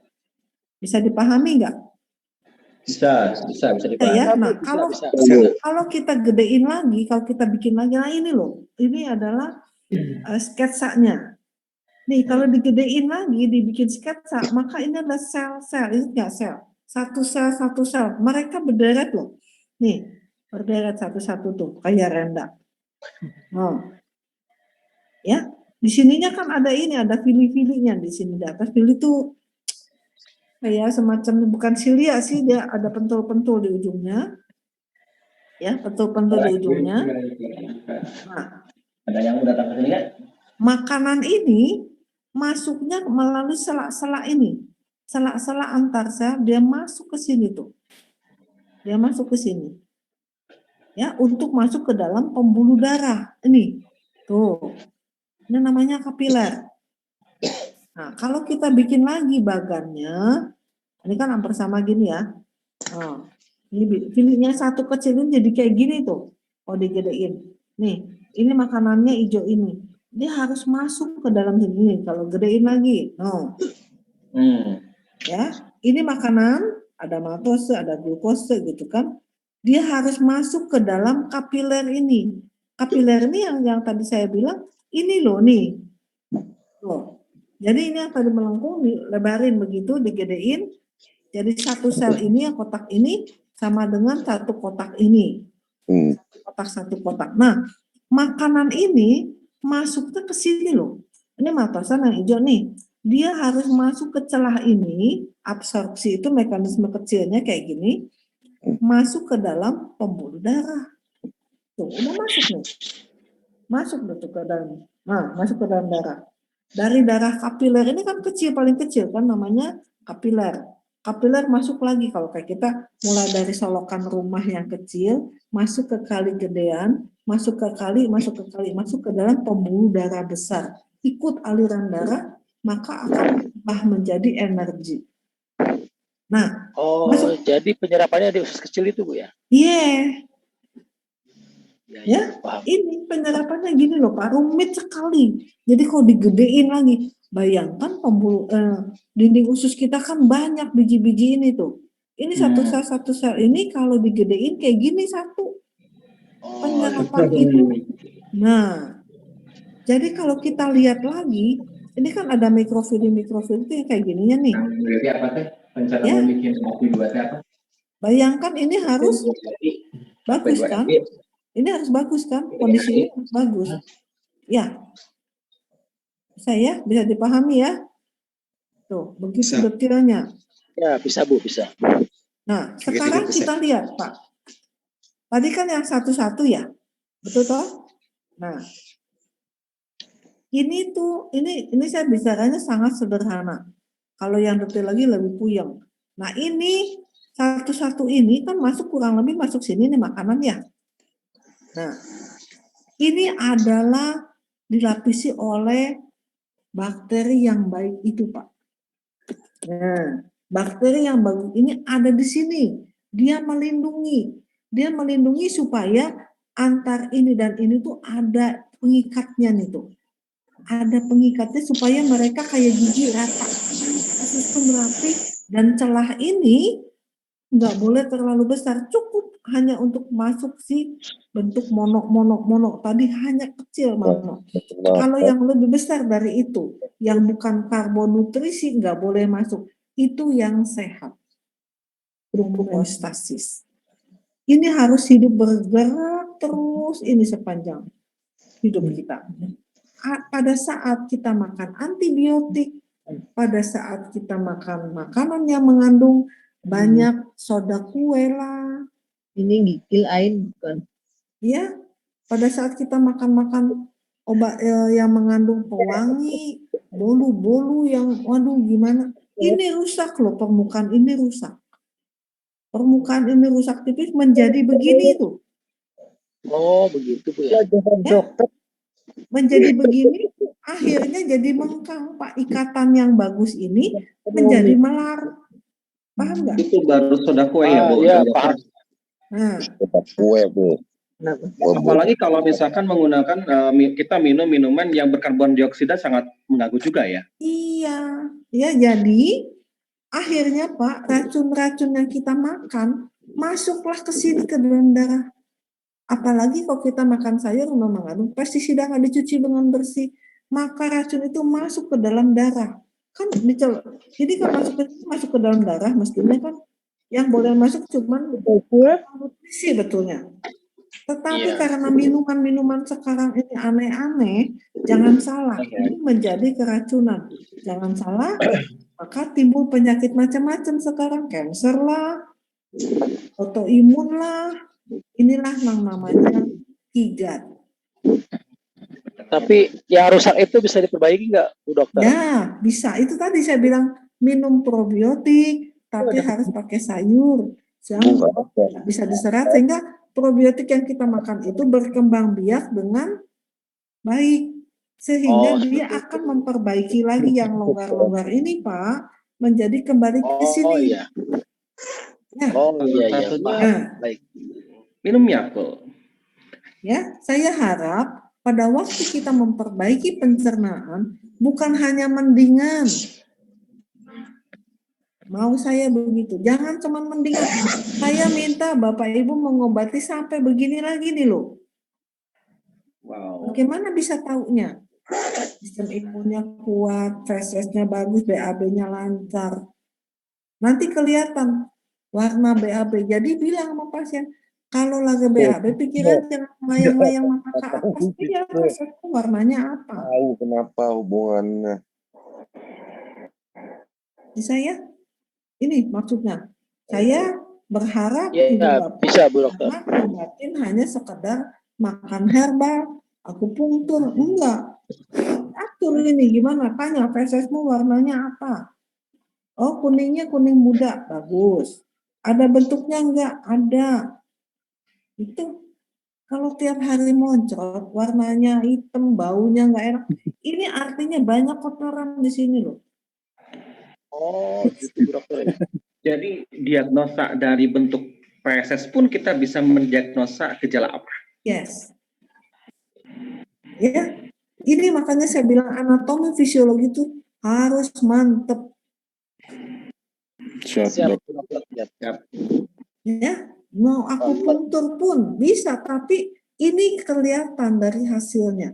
Apakah akupunktur bisa memperbaiki kondisi ini? Mungkin bisa, tetapi ini ingat, ini tuh hancur ya tuh.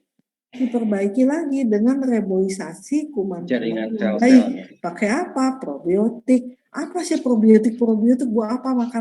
Makanan itu apa? Probiotik tempe. Oh, tempe. Tauco. Yang ya. difermentasi. Tape. Tapi kalau tape nggak baik. Nah, jadi hasil fermentasi itu menghasilkan kuman yang bisa diterima oleh tubuh dengan baik, tapi syaratnya ya kuman jangan banyak-banyak kalau makan tape, tapi dibantu dengan makan sayur, nanti rasa asam itu akan hilang sebetulnya. Oh, seperti itu. Nah, kalau tempe, kalau bisa jangan digoreng, Bu Is. Tempe mentah ya, Bu. Kalau aku tempe Bapak Ibu sekalian, ilmu Bapak kedokteran dunia mengatakan,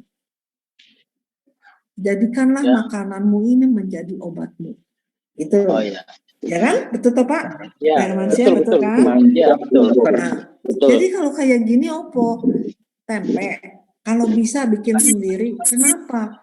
Tempe kedelai yang gede-gede itu GMO, udah diutak-atik genetiknya, sehingga gede-gede gitu. Tapi khasiatnya nggak bagus. Carilah biji kedelai yang kecil-kecil, lalu dibikin tempe. Terus udah matang, udah jadi tempe, jangan digoreng atau dikukus. Masih banyak putih-putih itu di blender, dibikin susu, enak loh. Oh, seperti itu. Susu tempe ya. Kalau tempe mentah gimana Dok itu? Iya. Tempe mentah bagus gitu. Tambahin aja susu sedikit, kalau aku mungkin tambahin susu kental manis 1 sendok teh, nggak boleh banyak. Berarti tempe mentah di blender ya Dok ya? Ya, maksudnya supaya setelah blenderannya enggak tempenya jatuh pun tenggelam, di atasnya cuma air, tapi dengan tambahan susu sebagai pengemulsi, sehingga dadanya seperti nyampur. Bisa banyak-banyak. Kalau susunya itu susu UHT Dok, susu UHT ya kotak itu. Aku belum pernah nyoba, kan mestinya mah bisa sih Pak, mestinya bisa. Gitu. Belum pernah nyoba. Tapi soalnya kan kental manis kan takutnya gini Dok, ada yang tidak bisa minum karena misalnya dia ada diabetes ya. Seperti itu. Diabetes susu tempe boleh, Pak. Tapi kan artinya jangan dikasih gula lagi ya.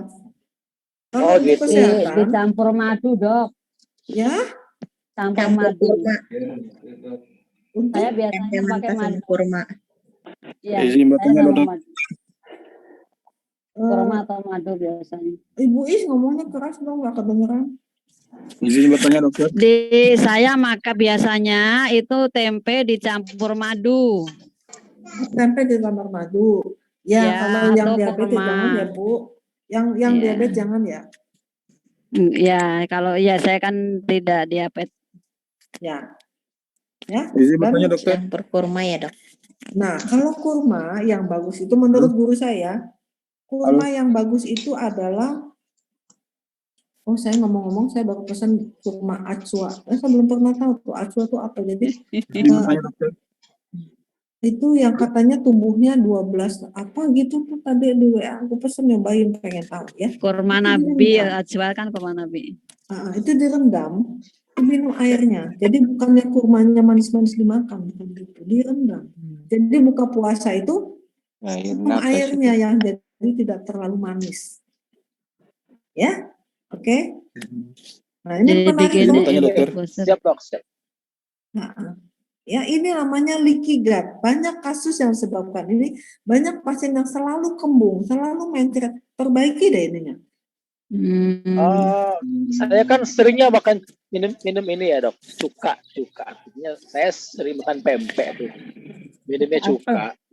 Enggak cuka. Ya enggak cuka, enggak. Kuah pempek itu, kuah pempek kan ada cukanya tuh. Cuka. Sebetulnya bukan cuka, Pak. Kalau kita lihat reaksi kimianya, itu kan terjadi fermentasi. Ya, kalau fermentasi nanti baunya kayak alkohol sedikit. Tapi kan nggak banyak, bukan alkohol yang memabukkan, nggak gitu.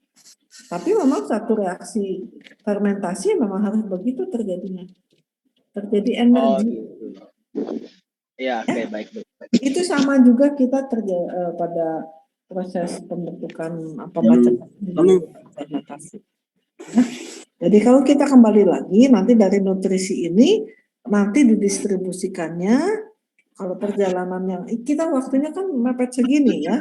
Jadi pada waktu Saripati itu dibawa oleh kapiler, dibawa ke aliran darah, dibawa kemana-mana termasuk dibawa ke hati, dan juga si insulin yang dihasilkan oleh pankreas menggandeng glukosa ini, monosakarida ini digandeng, dibawa ke dalam setiap sel, satu sel. Ingat bata-bata itu saya cerita, di dalam bata ada mitokondria. Nah, dibawa ke dalam sel, masuk ke dalam permukaan bata, nanti si insulin itu membuka kunci gembok yang ada di permukaan bata, dia masuk ke dalam mitokondria, disitulah proses terbentuk.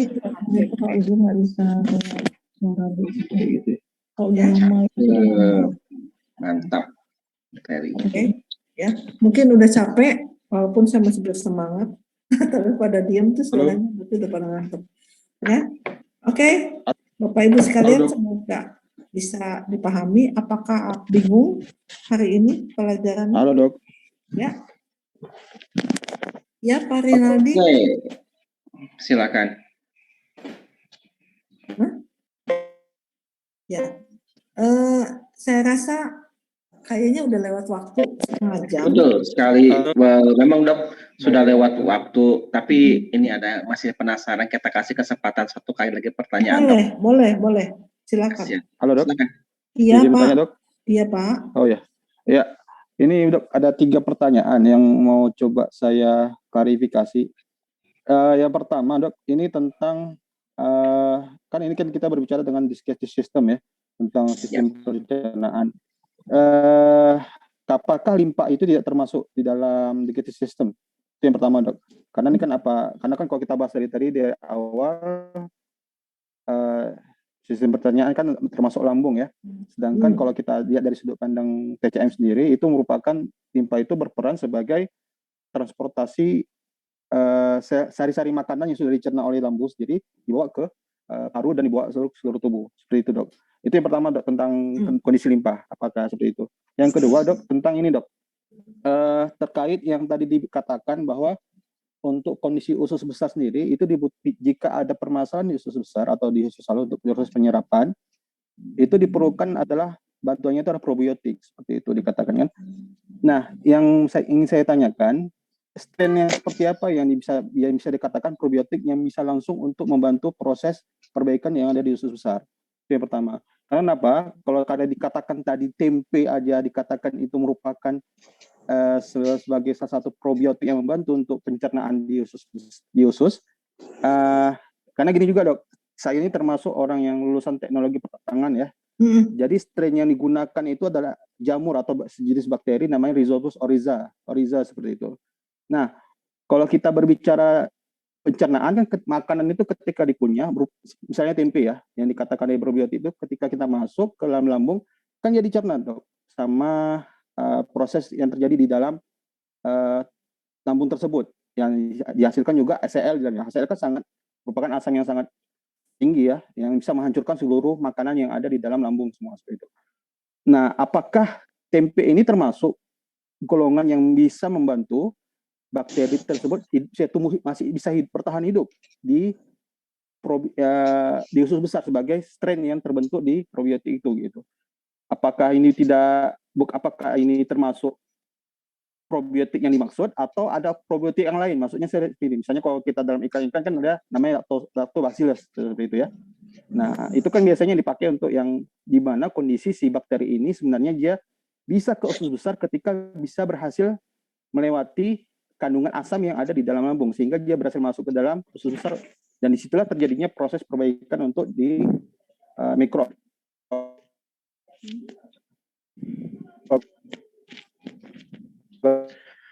organisme di usus besar.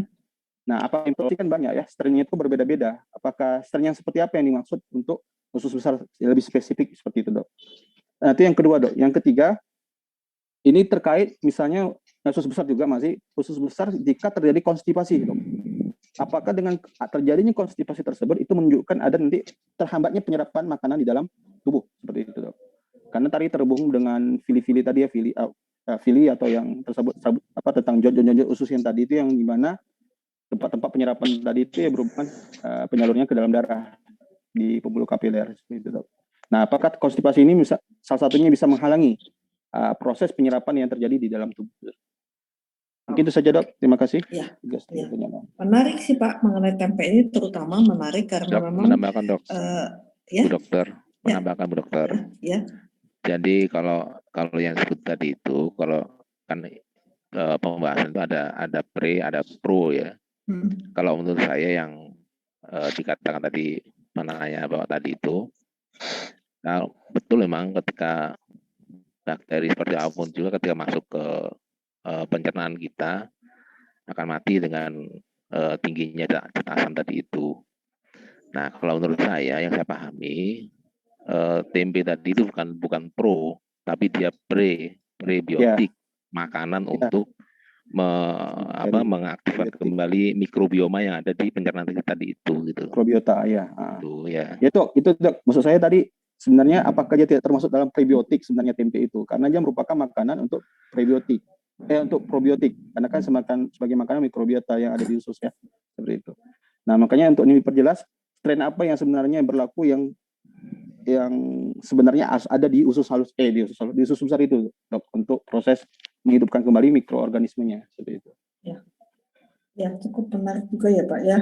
Kalau kita lihat mengenai tempe ya Pak ya, tempe karena kalau namanya makanan sehari-hari kayak tempe, kayak misalnya yogurt, kita ngomong kan sama juga, yogurt juga kan menghasilkan probiotik.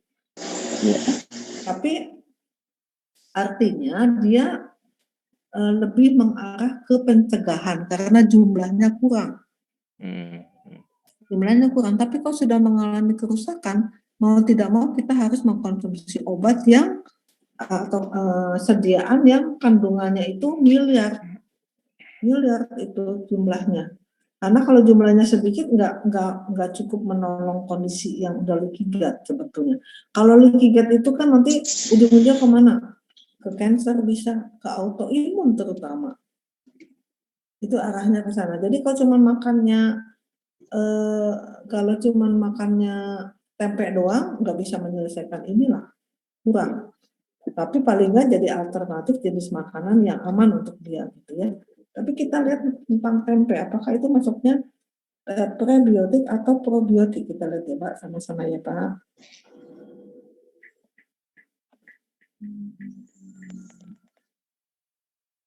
Ini ya, probiotik alami.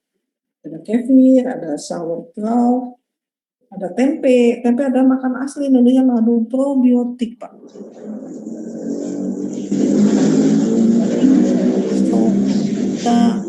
Nah, itu mengandung probiotik. Ya, karena gini Dok, karena saya juga sudah sering komunikasi juga ya, sering berdiskusi dengan kebetulan dokter gizi klinis juga Dok, dokter gizi klinis yang dimana berbicara tentang penelitian mereka juga mengatakan tempe itu tidak termasuk dalam Tidak termasuk ya. Kami selama ini sih ya itu kita mesti pelajari lagi, karena yang dimaksud dengan probiotik itu bukan bakteri yang mengubahnya, hasilnya mungkin saya rasa dalam golongan terputus-putus Pak Rinaldi suaranya. Ya masih dengar Dok. Ya masih dengar. Keputus Pak suaranya. Oke, ini kita jadikan PR bersama-sama untuk bulan depan ya Pak. Setuju nggak? Untuk bulan depan kita jadikan bulan depan PR. Ataupun misalkan memang teman-teman sudah bisa menemukan materi jawabannya, nanti bisa di grup ya. Kita diskusikan di Telegram. Di grup ya. Oke. Ya, boleh Dok, boleh, bagus sekali. Gitu, jadi kita seru juga ya, ada yang dibahas ya. Jadi biar lebih aktif dulu. Dok. Ya. Biar lebih aktif. Ya, lebih aktif lagi ya. Terus pertanyaan nomor 1 juga dicari jawabannya, kita sama-sama bahas ya tentang limpa ya, limpa ya. Kalau kita lihat limpa itu kan menyimpan darah sementara. Tapi apa fungsi limpa? Yo, PR buat kita semuanya ya. Sistem pertahanan. Lalu yang nomor 3 itu. tentang konstipasi ya Pak. Tadi apa pertanyaannya, aku lupa.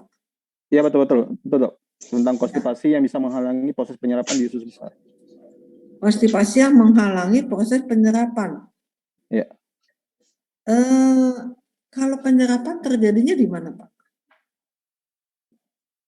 Di usus kan Dok. Usus mana? Halus. Usus halus. Konstipasi yang menyebabkan konstipasi usus mana? Usus besar. Nah, maksudnya Pak, ini maksudnya gimana pertanyaannya? Apakah konstipasi yang menghambat penyerapan? Maksud saya gini Dok, apakah konstipasi ini termasuk yang bisa menghambat penyerapan? Apakah konstipasi menghambat penyerapan? Tentu setelah terjadi konstipasi, ampasnya ini dibuang.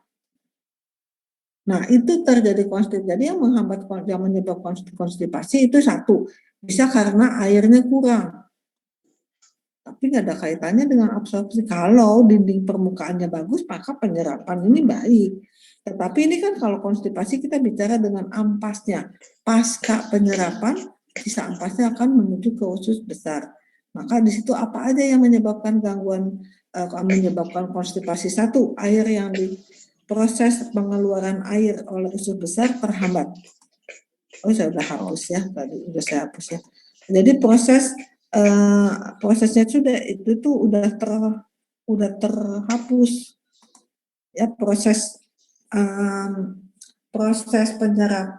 mengeluarkan cairan oleh usus halus ya, usus besar itu terhambat.